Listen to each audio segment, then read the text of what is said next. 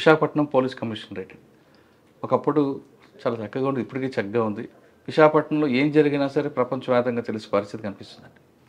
ఎక్కువగా colleges, engineering students ఎక్కువ కనిపిస్తుంటారు. ఒకవైపు సముద్రం, ఒకవైపు నేషనల్ హైవే ఉంటుంది. దీనికి ఒక బ్యూటీ ఉందండి.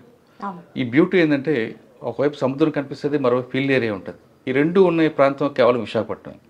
ఈ బ్యూటీలో ఉన్న పబ్లిక్ కూడా మంచి వాళ్ళు ఉంటారు, అదేవిధంగా చెడ్డవాళ్ళు కూడా ఉంటారు. అంతేకాకుండా దీనికి ఎయిర్పోర్ట్ యాక్సెస్ ఉంది, ట్రాక్, రైల్వే ట్రాక్ ఉంది, నేషనల్ హైవే ఉంది. కాబట్టి పక్క రాష్ట్ర దొంగలు కూడా అప్పుడప్పుడు చూసిపోతుంటారు. ఇక్కడ దొంగల కన్నా పక్క రాష్ట్ర దొంగలు ఎక్కువ.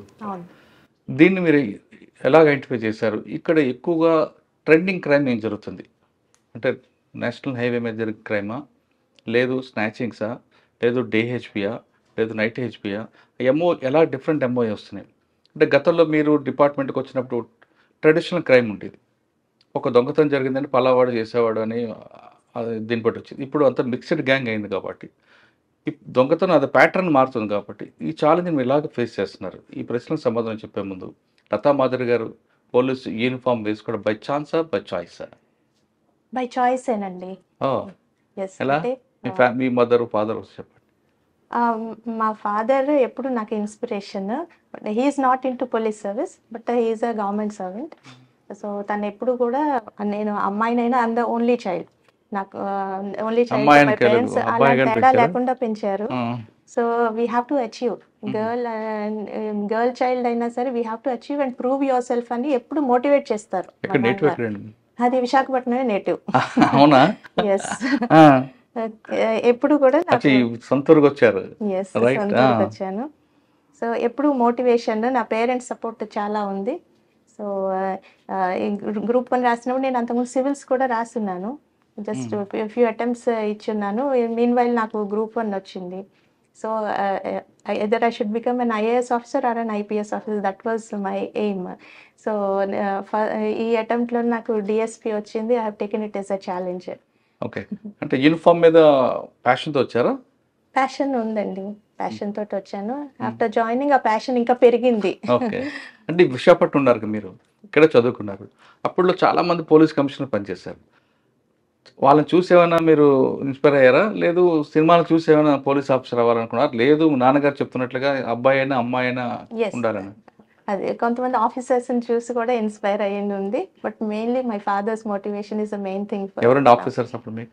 పర్టికులర్ ఆఫీసర్ అని కాదు, police was a fascinating job కదా. It always fascinated me. So I wanted to become one. Okay. మీరు ఫస్ట్ గ్రూప్ 1 సెలెక్ట్ అయ్యారు. అయిన తర్వాత యూనిఫామ్ వేసుకొని మీ నాన్నగారు కనబడగానే, అంటే పాసింగ్ అవుట్ పీరియడ్ మీ ఫాదర్ వచ్చి ఉంటారు. ఎస్, పేరెంట్స్ అటెండ్ చూడగానే ఏమన్నారండి? కళ్ళలో నీళ్ళు వచ్చినాయి అట్లా. ఇది ఈ రోజు నుంచి start, you are into the service of the public, you have to prove yourself అని చెప్పారు. అంత డెడికేషన్తో, సిన్సియరిటీతో వర్క్ చేయాలని చెప్పారు. ఈ రోజుకి కూడా నేను అదే కంటిన్యూ చేస్తున్నాను. Okay. First posting training Machilipatnam, Krishna డిస్ట్రిక్ట్లో ట్రైనింగ్ అండి. అకాడమీలో first training, practical training Krishna డిస్ట్రిక్ట్లో అయింది. After training first posting Kurnool town. అంటే కర్నూలు మీకు తెలుసు, జనరల్గా చెప్పిన ఫ్యాక్షన్ అది. అప్పుడు మేము 2000 చంద్రశేఖర్ రెడ్డి సార్, చంద్రశేఖర్ రెడ్డి సార్ వాళ్ళు ఉన్నారు. అప్పుడు ఏంటంటే కర్నూలులోని టౌన్ పోస్టింగ్ కదా, టౌన్ డిఎస్పీ. కొంచెం ఫ్యాక్షన్ తగ్గింది కానీ బట్ స్టిల్ మర్డర్స్ అనేది ఎవ్రీ సెకండ్ డే మర్డర్స్ జరుగుతుండేవండి. ఆ మర్డర్స్ ఎంత బ్రూటల్గా ఉండేవంటే, ఎంత హ్యాక్ చేసే మర్డర్స్ అంటే నంబర్ ఆఫ్ ఇంజురీస్ కౌంట్ చేయడం, ఆ పోస్ట్ మార్టం చేసే డాక్టర్కి చాలా కష్టమేమో అనిపించేది. మాకైనా రిపోర్ట్ రాసుకుని ఇంక్వెస్ట్ తయారు చేసేటప్పుడు అన్ని హ్యాకింగ్ ఇంజురీస్ ఉండేవి. అట్లాంటివి ఇంకా ఎవ్రీ సెకండ్ డే మర్డర్స్ జరుగుతూ ఉండేవి. అది నువ్వు కర్నూలు కూడా హైవే మీద ఉంది, బెంగళూరు హైవే మీద ఉంది. అఫెన్సెస్ కూడా చాలా జరుగుతూ ఉండేవి చేసి. మీరు చెప్తున్నారు కదండి హ్యాకింగ్ ఎక్కువ కేసులని, ఆ కేసులు బాగా గుర్తుండిపోయిన చెప్పండి ఒక కేసు. చిన్న చిన్న ఇష్యూస్ కూడా వాళ్ళు హ్యాక్ చేసి కూడా ఇది అక్కడ అలాంటి మర్డర్స్ చూసేవాళ్ళం అనమాట. ఇష్యూ పెద్దది కాకపోవచ్చు, బట్ దాంట్లో ఇంకా బ్రూటాలిటీ చాలా ఎక్కువ ఉండేది.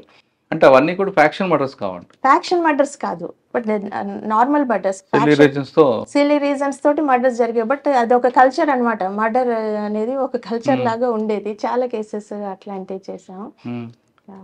అంటే మీకు అక్కడ బాగా మెమరబుల్ కేసు చెప్పండి ఒకటి. మెమరబుల్ కేసు అంటే చాలా ఉన్నాయండి. అన్ని సిమిలర్ కేసెస్. మెమరబుల్ కేసెస్ అంటే ఆల్ ఆర్ ఈక్వల్.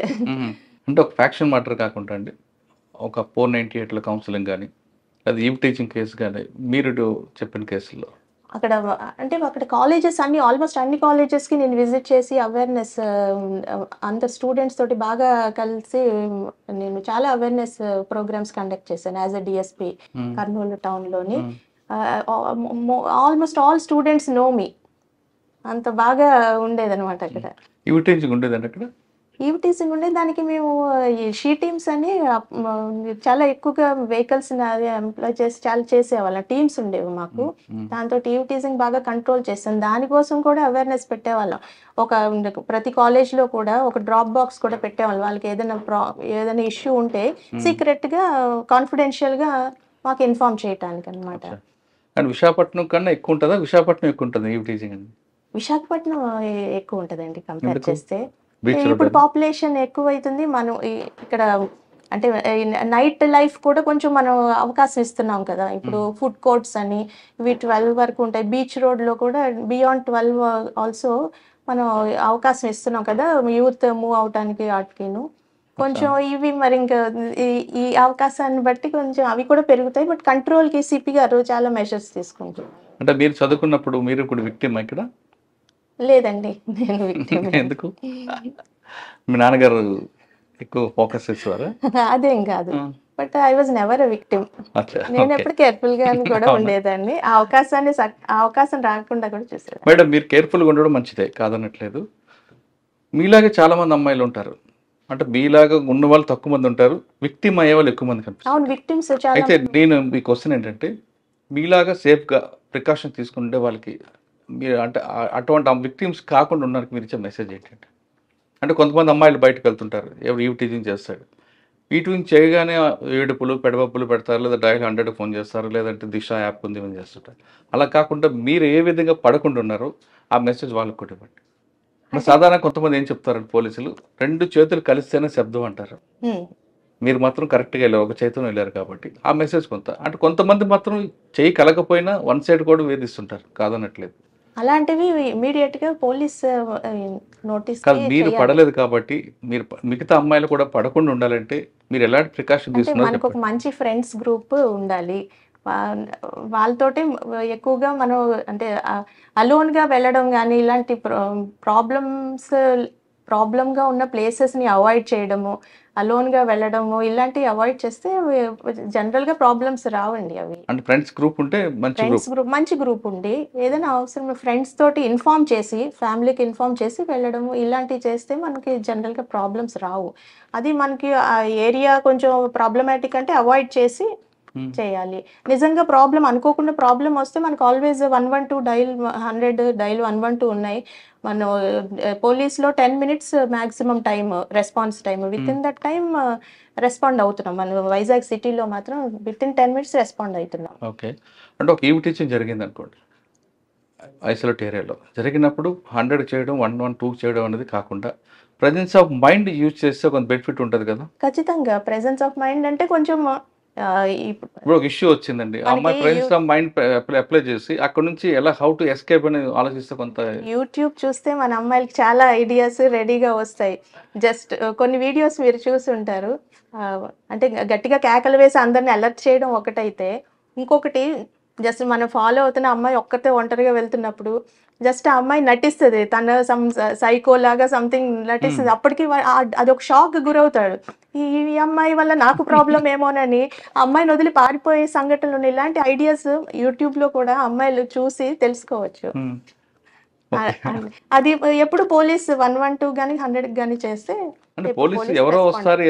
ఈ లోపు అమ్మాయి సొంతంగా కూడా ఇలాంటి ఐడియాస్, నావెల్ ఐడియాస్ ఉన్నాయి, ఇలా కూడా చేయొచ్చు.